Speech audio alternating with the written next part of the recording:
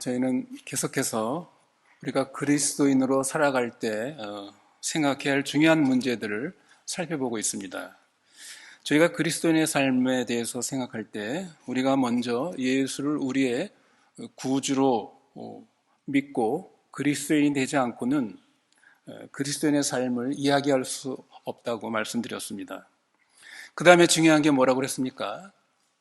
우리가 그리스도인의 삶을 살아갈 때 자기를 부인하고 날마다 자기 십자가를 지고 가는 이 삶이 우리 그리스도인의 삶의 아주 중요한 원리라고 지난 시간에 살펴보았습니다.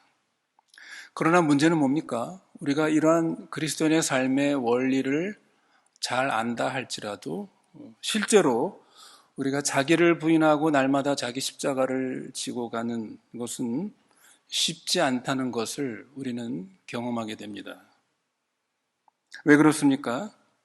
우린 누구보다도 자기를 보호하고 자기를 사랑하려는 이런 자기 중심주의적인 죄된 본성이 여전히 우리에게 있기 때문입니다.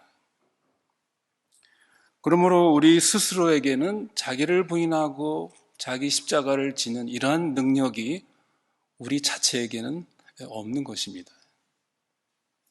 그러므로 주님이 말씀하신 자기를 부인하고 자기 십자가를 날마다 져야 한다라는 말씀을 할 때 이것은 우리가 불교나 다른 종교에서 행하는 것처럼 금욕주의나 어떤 육체적인 고행 같은 인간의 피눈물 나는 노력과 훈련으로 우리 자신의 이러한 어떤 욕망이나 자아 집착에서 벗어나려는 그런 식의 자기 부정, 자기 부인, 그런 의미가 아닌 것입니다. 성도 여러분, 그러면 성경이 제시하는 우리 주님이 말씀하신 이 자기 부인, 부정이라는 의미는 무엇입니까? 어떻게 해야 우리가 자기를 부인하며 자기 십자가를 지면서 살아갈 수가 있겠습니까? 성경이 우리에게 가르친 것은 그것은 자기를 비우는 방식이 아니라 또 다른 차원에서 자기를 채우는 우리의 자아를 하나님께서 채워주시는 즉 우리의 자아를 아주 풍요롭게 부유하게 해주시는 방식으로의 자아 부인입니다. 이게 굉장히 놀라운 방식입니다. 이게 여러분 무슨 의미입니까? 예를 들면 여러분 용서하는 문제를 생각해 보십시오. 누군가가 나에게 정신적이든 물질적이든 손해를 끼치면 어떻습니까? 우리의 자아는 상대에게 내가 받은 그 손해에 대해서 배상을 요구하거나 혹은 내가 받은 것만큼 대갚아 주려는 그런 권리가 나에게 있다고 우리는 그렇게 주장을 하죠. 그러나 주님은 나의 이러한 그 권리 주장에 대해서 뭐라고 말씀하시죠? 그런 너 자신의 권리에 대해서 너는 아니요 하고 너 자신을, 너 자아를, 너의 권리를 부인해야 한다. 악을 악으로 갚지 말고 용서하고 화해로 나가야 한다라고 우리 주님은 그렇게 말씀하시는 것이죠. 그런데 성도 여러분, 주님의 이러한 요구와 명령에 대해서 한번 생각해 보십시오. 내 자아를 부인하고 죽이고 원수에게 원한이나 보복하지 말고 용서하라. 오히려 그를 축복해라. 그를 위해서 기도해라. 사랑하라. 라는 주님의 말씀의 의미가 뭐겠습니까? 이것은 그저 내가 입술을 꽉 깨물고 비장한 각오로 죽을 힘을 다해서 내가 노력해서 그렇게 하라. 그런 일방적인 강요의 명령입니까? 언제나 성경의 명령은 제가 구역 성경 공부에서도 늘 강조하는 거지만 언제나 성경의 명령은 순서가 그렇게 되어 있지 않습니다. 우리가 잘 알고 있는 것처럼 주님은 먼저 우리에게 어떤 것과도 비교할 수 없는 가장 큰 최고의 선물, 최고의 복을 은혜로 우리에게 먼저 주셨습니다. 우리를 영원한 저주와 비참에서 구원해 주셨고, 뿐만 아니라 하나님께서 특별히 사랑하시는 하나님의 자녀로 우리를 삼아 주셨습니다. 그러니까 하나님께서는 먼저 우리에게 이런 큰 은혜, 큰 복을 우리에게 베풀어 주신 다음에, 다시 말해서 우리를 이렇게 부요하게, 부자가 되게 하신 다음에, 주님은 주님을 따르는 사람으로서의 삶의 원리로 자아를 부인하라, 내 자신을 양보하라, 내 자신을 양도하라, 이렇게 요구하고 계신 것이죠.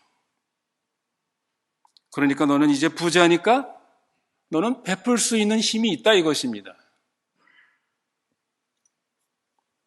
그러므로 우리가 이 자아를 부인하는 문제는 무엇이 중요합니까?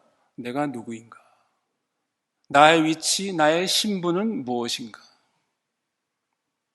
나는 어떤 복을 받았고 어떤 복을 받으면서 사는 자인가? 이러한 자기인식, 자기 정체성과 깊이 관련이 있습니다. 여러분, 우리가 이런 것들을 먼저 생각하고 깨닫지 못하면 절대로 우리는 주님이 말씀하시는 이런 자아 부인, 자아 죽음의 이 문제는 해결될 수가 없습니다. 성도 여러분, 이것이 바로 우리가 잘 아는 마태복음 18장에 나오는 예수님의 그 유명한 비유, 1만 달란트 빚진 자의 비유 이야기입니다. 여러분이 그 내용을 잘 아시죠? 예. 거기에 나오는 그 종은 어떤 사람입니까? 그가 길을 가다가 자신에게 100데나리온 빚진 자를 도무지 용서할 수가 없었습니다. 그 빚을 갚지 않는 그 사람을 용서할 수가 없었죠. 100데나리온은 오늘날 돈으로 따지면 한 몇백만 원 될지 모릅니다. 우리도 마찬가지죠. 우리도 100데나리온커녕 10데나리온도 아마 우리도 그 갚지 않는 사람 용서하기 힘들 것입니다. 그러나 실상 이 채권자는 얼마나 빚을 졌던 사람입니까? 우리가 잘 아는 것처럼 자기 주인에게 1만 달란트 빚을 진 사람이었습니다. 1만 달란트라는 것은 지금 돈으로 하면 수백억 되죠. 요즘 금값이, 이게 달란트라는 게 그 당시 금화였습니다. 오늘날 금값이 많이 오르지 않았습니까? 아마 수천억 정도 되는 그런 빚을 진 것이죠.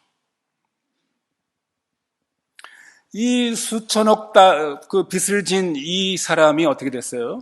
그 주인이 그 빚에 대해서 그 빚을 갚는 시기를 연기해 주거나 혹은 그 빚을 축소해서 갚아라 한 것이 아니라 완전히 1만 달란트를 한꺼번에 전부 다 탕감해 줬죠. 너는 더 이상 이 빚을 갚지 않아도 된다. 우리 주님은 그 비유를 통해서 우리가 하나님으로부터 얼마나 어떠한 큰 은혜와 그 복을 받은 자인가, 우리의 죄를 완전히 용서해 주신 것입니다. 그러니까 주님은 이 용서의 문제를 이런 방식으로 풀어야 된다는 것이죠. 다시 말해서 우리 자아부인, 자아 죽음의 문제는 이런 방식으로 너희가 접근하고 그렇게 해결해야 한다. 이 비유로 말씀하신 것입니다. 그래서 마태복음 18장 33절에 주님이 이렇게 말씀하신 것이죠. 그 비유에 내가 너를 불쌍히 여김과 같이 너도 내 동료에게 불쌍히 여김이 마땅치 아니하냐. 여러분, 이것이 하나님의 방법입니다. 내가 100데나리온을 용서해 주는 것을 보고 내가 너 진 큰 빚을 용서할지 말지를 내가 생각해 보겠다가 아니라 뭡니까? 먼저 그 사람에게 그 수천억의 빚을 탕감해 줘요. 용서해 준 다음에 이 사람에게 요구하는 것입니다. 여러분, 이것이 바로 하나님의 방법입니다. 우리를 먼저 부욕해 하신 다음에, 다시 말해서 하나님이 먼저 우리를 불쌍히 여겨주신 다음에, 큰 은혜를 주신 다음에 경제적인 용어로 말하면 우리에게 먼저 넉넉한 미천을 주신 다음에 그 다음에 이걸 가지고 어떤 일을 해라, 문제를 해결하라 이렇게 하시는 것이지 우리에게 빈손으로 그저 내가 이를 악물고 내 힘으로 알아서 해라 그렇게 명령하시는 법이 없습니다. 그렇게 요구하시는 법이 없습니다. 그렇게 요구한다면 그건 기독교가 아닙니다. 그건 이방 종교들이 주장하는 것입니다. 여러분, 우리 주님의 공생의 기간 동안에 귀신 들린 자를 내어 쫓는 방법을 생각해 보십시오. 주님이 어떻게 귀신 들린 자의 문제를 해결하셨습니까? 귀신 들린 자라고 하면 내가 죽을 힘을 다해서 내 힘으로 그 귀신과 싸워서 쫓아내라 그러셨습니까? 주님의 방법은 굉장히 간단하죠. 그 귀신보다 더 큰 능력이 그 귀신 앞에 오니까 어떻게 됩니까? 그 귀신은 그냥 자연적으로 도망가게 되어 있습니다. 자기보다 더 큰 세력이 오니까 어떻게 해요? 귀신도 인간보다 굉장히 강한 세력이었지만 그보다 더 큰 주님의 능력이 오니까 귀신은 도망가는 것입니다. 하나님께서 우리에게 더 큰 은혜, 더 큰 복을 주심으로 말미암아 그 복을 받은 그 부요한 그 풍요로움으로 넉넉하게 자비를 너희가 보일 수 있다 이렇게 말씀하신 것이죠. 마찬가지로 이 자기 부인과 자아 죽음의 문제는 우리에게 아무것도 쥐어주시지 않고 그저 내 힘으로 알아서 해봐라 이것이 아닌 것입니다.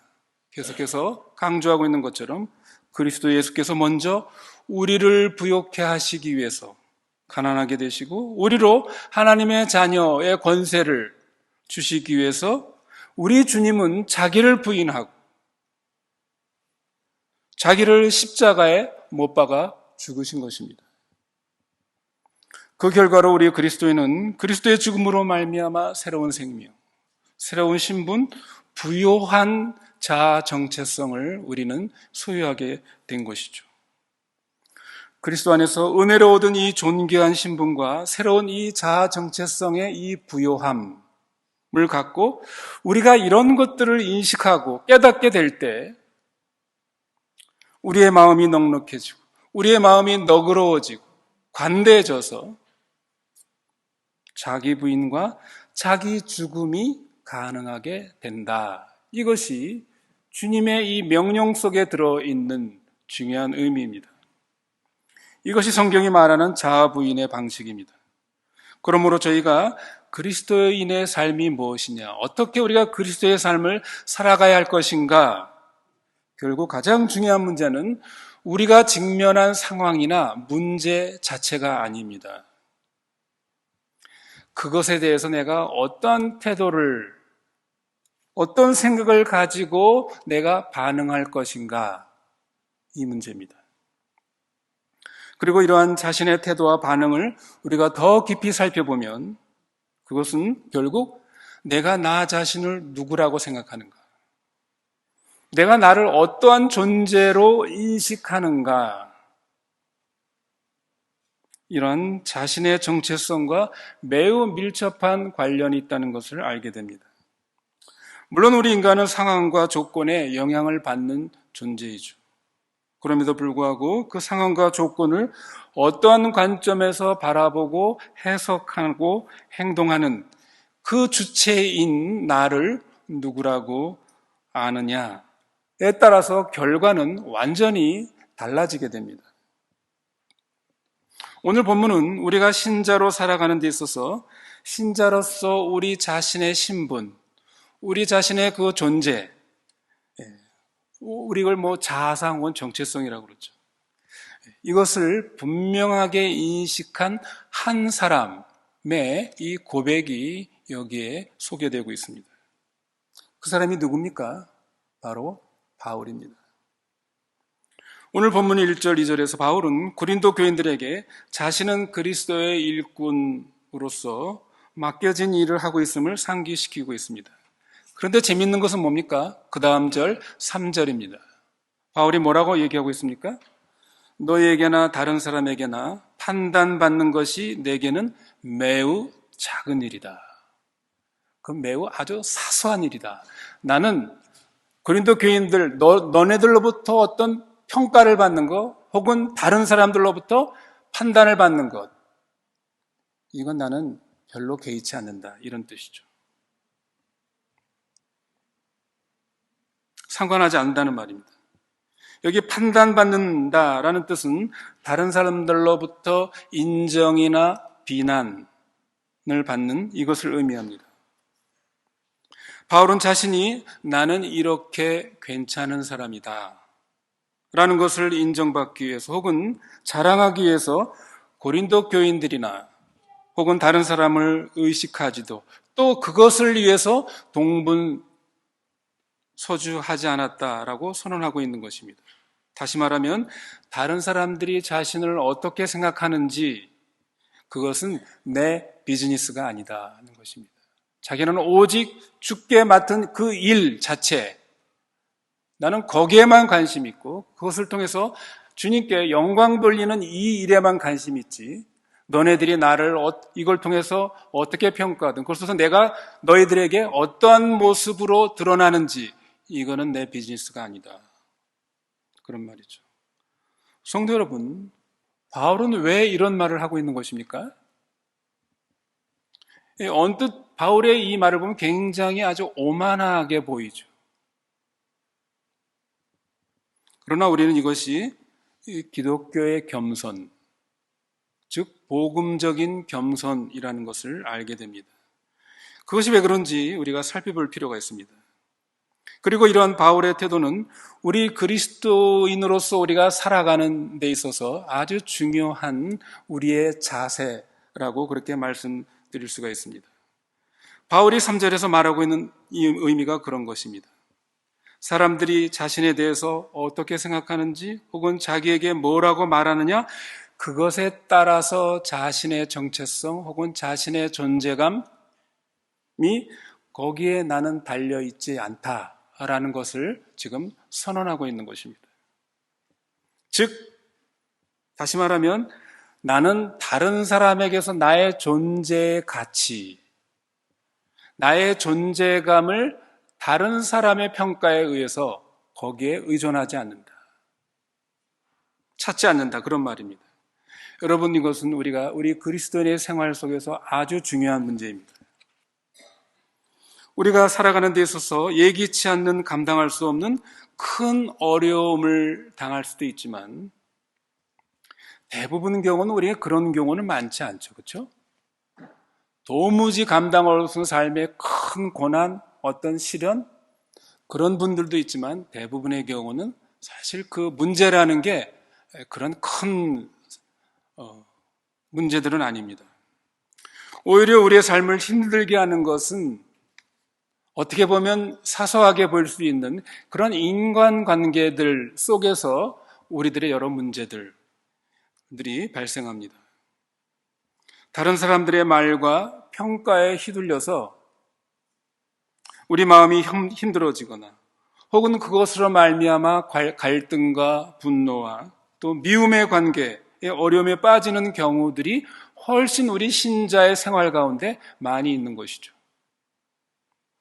우리가 어떻게 다른 사람의 말에 휘둘리지 않고 마음의 상처를 받지 않을 수 있는가? 대부분의 상담가들은 이런 문제를 가지고 다른 사람들의 말에 신경 쓰지 말라, 그렇게 조언해 줍니다. 다른 사람들이 말하는 기준, 그것이 중요한 것이 아니라고 그렇게 조언해 줄 것입니다. 정말 중요한 것은 내가 어떻게 생각하는가, 이렇게 조언합니다. 낮은 자존감으로 힘들어하는 사람을 치료하기 위해서 현대 사회가 내놓는 처방은 이런 것들인 것이죠. 내 자존감을 높여라. 사람들이 어떻게 생각하는 것에 대해서 귀를 기울이지 말고 자신이 얼마나 중요한 사람인지를 자각하라 라고 그렇게 말해줍니다. 그러나 여러분, 성경이 바울이 오늘 이 3절에서 말하는 접근 방법은 전혀 다른 것입니다. 바울은 3절에서 고린도 교인들이나 세상 사람들의 판단에 연연하지 않을 뿐더러 한 걸음 이제 더 나가죠. 4절에 보면 바울은 자기 자신에 대해서도 판단하지 않는다라고 그렇게 말합니다. 여러분이 저를 어떻게 생각하는지는 중요하지 않습니다. 심지어 저 스스로 어떻게 생각하는지도 마찬가지입니다. 내가 심지어 깨끗한 양심을 가졌다, 내 스스로 판단한다 할지라도 이 생각이 달라지지 않는다는 것이죠. 4절 말씀을 보십시오. 내가 자책할 아무것도 깨닫지 못하나 그러나 이를 인하여 의롭다함을 얻지 못하노라. 바울은 대단한 사람이죠. 자기의 양심을 곰곰이 살펴봤을 때도 그 자기 양심 자체가 자기에 대해서 너 이런 잘못을 하고 너 이런 양심에 이런 꺼리끼니를 했지 라는 그런 자책할 것이 없을 정도로 바울의 양심은 아주 깨끗했다는 것을 보게 됩니다. 그러나 바울은 그것 때문에 뭐라는 거예요? 그것에 대해서 개의치 않는다는 거죠. 나는 이렇게 양심이 깨끗한 사람이야. 참 괜찮은 사람이지. 나만 아는 사람이 있어? 이렇게 하지 않았다는 것이죠. 그러나 이를 인하여 의롭다함을 얻지 못하노라. 다만 나를 판단하실 이는 주 그리스도시니라 것이죠.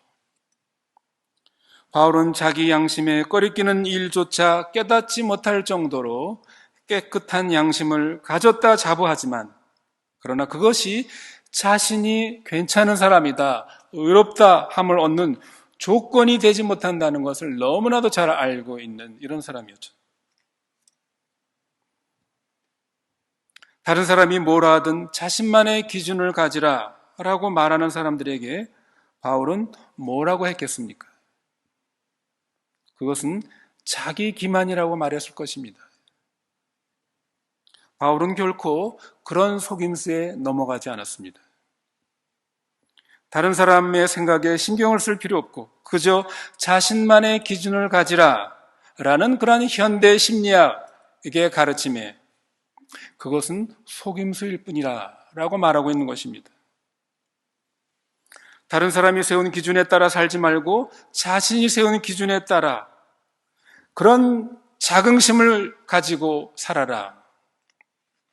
그런 말은 개의 그럴듯하게 들리지만 사실은 그렇지 않다는 것입니다. 그렇게 해서는 아무런 해결책을 얻지 못한다고 바울은 여기서 말하고 있는 것입니다. 여러분 생각해 보십시오. 내가 내 자신만의 기준을 세우면 문제가 해결됩니까? 기준을 터무니없이 우리가 낮추지 않는 한 이것도 이룰 수가 없습니다. 여러분 우리가 그런 기준을 낮추면 우리의 자존감을 회복할 수 있습니까? 전혀 그렇지 않습니다. 내가 이토록 저급한 수준의 사람인가? 내가 이런 종류의 사람이라는 것에 스스로 또 실망하고 절망하게 될 것입니다. 이런 것으로 자신의 자긍심을 높이려는 노력은 속임수에 불과합니다. 바울은 자신의 정체성을 확보하기 위해 고린도 교인들이나 다른 사람들의 평가와 인정에 의지하지 않는 이유가 바로 그것입니다. 바울은 자신이 중요한 사람이라는 평가나 인정을 받기 위해서 사람들을 찾아가지 않았습니다. 자신의 그 자긍심을, 존재성을 다른 사람들에게서 구하지 않았습니다. 물론 자기 자신에게서도 구하지 않았습니다. 바울은 특정한 기준에 맞춰 삶으로써 자긍심을 고양시키려는 노력은 함정이요 속임수라는 것을 알고 있었습니다. 여기서 우리는 바울이 자기의 정체성과 자기의 존재감을 이해하게 된 자리를 발견하게 됩니다. 성도 여러분, 사도 바울이라는 인물을 여러분 한번 생각해 보십시오. 사도 바울은 어떤 인물입니까? 바울은 당대 위대한 지성인이요 사상가였습니다. 인간 역사상 가장 위대한 영향을 끼친 지도자 가운데 한 사람으로 손꼽힐 수가 있습니다. 세계 역사에서 위대한 문명을 이룬 이 서구 문명의 그 근원에 바로 이 바울의 이 사역, 복음 전도에 그 기여한 것을 우리는 잘 알고 있습니다. 그런데 여러분, 바울은 실상 자기 자신에 대해서는 뭐라고 말하고 있습니까? 디모데전서 1장 15절. 바울은 자신을 이렇게 말하고 있죠. 그리스도 예수께서 죄인을 구원하시려고 세상에 임하셨도다. 그 다음에 자기에 대해서 내가 죄인 중에 괴수니라. 죄인 중에 내가 괴수였다. 과거형으로 말하지 않고 나는 죄인 중에 괴수니라. 현재형으로 말하고 있습니다. 나는 지금도 죄인 중에 괴수라는 것입니다. 이것은 우리가 보지 못한 새로운 유형의 인간입니다. 여러분, 새로운 인간의 유형이라는 말이 뭡니까? 바울처럼 이렇게 놀라운 성공과 업적을 이룬 인물. 이런 인물이 자기 스스로를 뭐라고요? 내가 죄인 중에 괴수다. 여러분, 이런 인물 세상에 봤습니까?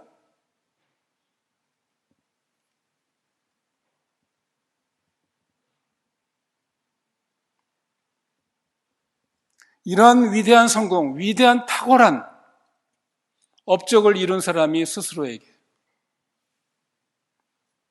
가장 악한 죄인으로 자처하는 사람을 우리는 본 적이 없습니다.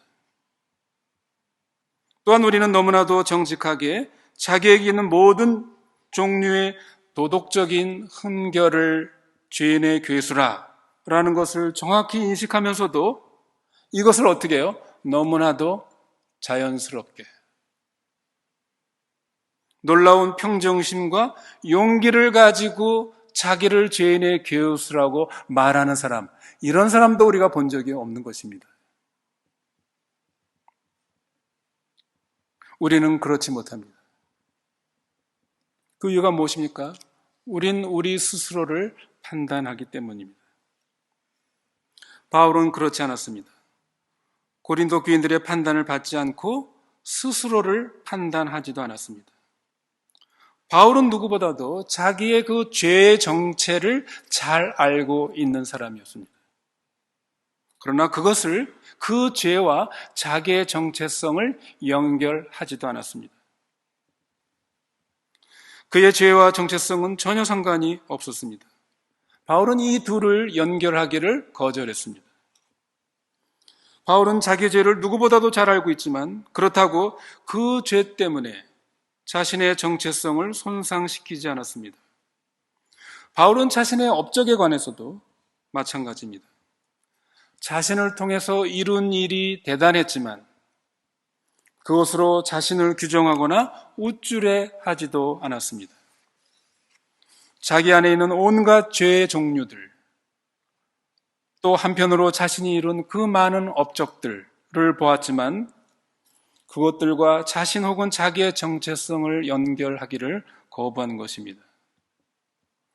자신을 여전히 죄인의 괴수로 여기면서도 그는 부르심을 받은 주님의 일꾼으로서 그 일을 중단 없이 충성스럽게 그 일을 해나가고 있었던 것입니다.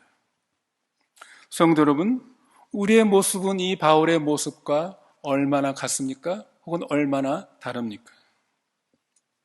내가 스스로를 나쁜 사람으로 한다면 우리는 용기나 확신을 가질 엄두도 내지 못하고 있지는 않습니까? 교만, 탐욕, 분노, 미움 등 온갖 죄의 군상들로 가득한 우리 자신의 그 죄된 본성을 우리가 발견하게 된다면 우리는 어떤 확신도 담대함도 갖지 못할 것입니다. 왜 그렇습니까? 우리는 우리 자신을 판단하고 우리를 정죄하기 때문입니다. 그러나 바울은 어떻습니까? 너에게나 다른 사람에게나 판단받는 것이 내게는 매우 작은 일이라. 동시에 나도 나를 판단하지 아니하노니. 이 바울의 고백은 정말 놀라운 것입니다. 바울은 지금 우리가 지금까지 전혀 알지 못했던 새로운 미지의 땅으로 우리를 데리고 가는 것입니다.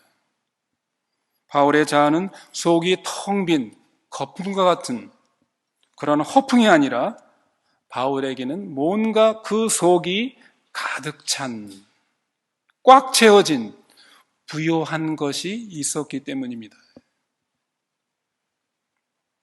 그것은 바로 외부로부터 바깥으로 들어온 놀라운 그러한 풍요로움이었습니다. 이것은 교만이 아니라 정반대의 겸손한 모습입니다. 그는 지금 여기서 겸손을 말하고 있는 것입니다. 바울은 자신의 자아가 더 이상 사람들의 관심을 끌거나 인정을 받으려고 하지 않는다고 말합니다. 무엇을 잘하든 못하든 바울은 더 이상 그것을 자신과 연계하여 판단하지 않는다고 그렇게 고백하고 있는 것입니다. 성도 여러분, 핵심은 바로 이것입니다. 바울의 이러한 교만심 없는 당당함, 비굴함이 없는 담대함, 그 겸손함의 근거는 도대체 무엇인가 하는 것입니다. 그것은 바로 바울이 최고의 보화, 최고의 가치를 소유했기 때문입니다. 여러분, 그 보화가 무엇입니까? 바울의 고백을 들어보십시오. 빌립보서 3장 7절로 9절 상반절에 바울은 그 보화를 고백하고 있습니다. 무엇이든지 내가 유익하던 것을 내가 다 해로 여길 뿐더러 또한 모든 것을 해로 여김은 무엇 때문에? 내 주 그리스도 예수를 아는 지식이 가장 고상함을 인함이라. 내가 그를 위하여 모든 것을 잃어버리고 배설물로 여김은 그리스도를 얻고 그 안에서 발견되려 함이니. 바울은 이 세상에서 가장 고상한, 가장 고귀한 보물, 가치를 발견하였습니다. 사실은 바울이 발견한 게 아니라 거기 있는 것처럼 발견되려 함이니 말이 뭡니까? 더 정확하게 말하면 바울이 그것이 발견되도록 하나님께서 은혜를 베푸신 것이죠. 하나님의 은혜에 의해서 발견된 것입니다.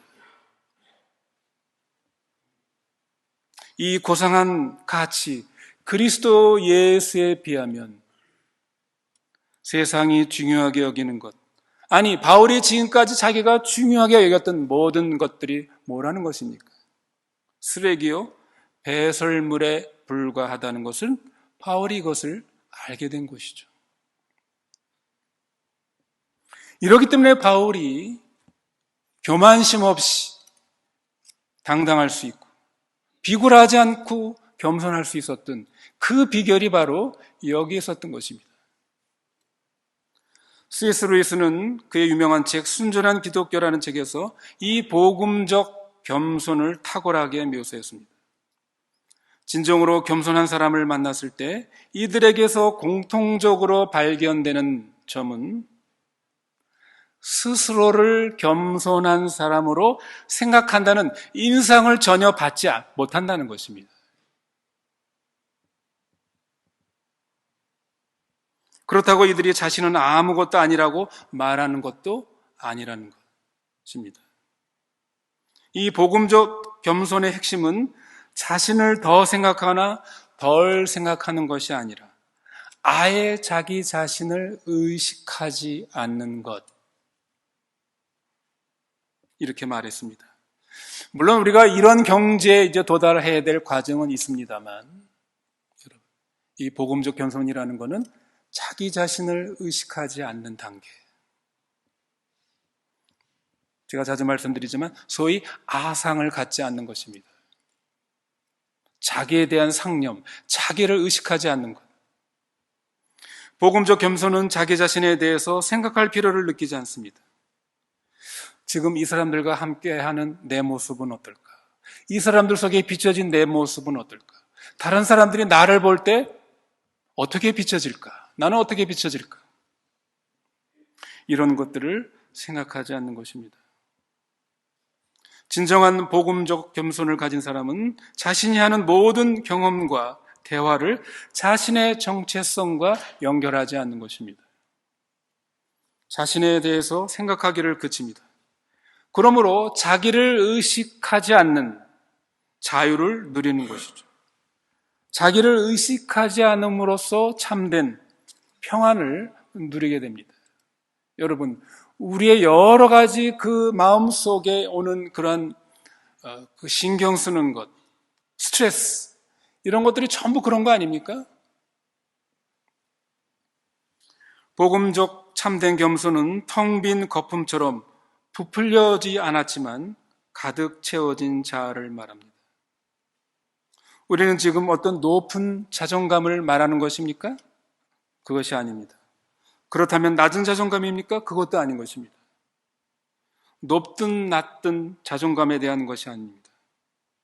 바울은 처음부터 자존감을 둘러싼 온갖 말의 유희에 빠져들기를 단호히 거부합니다.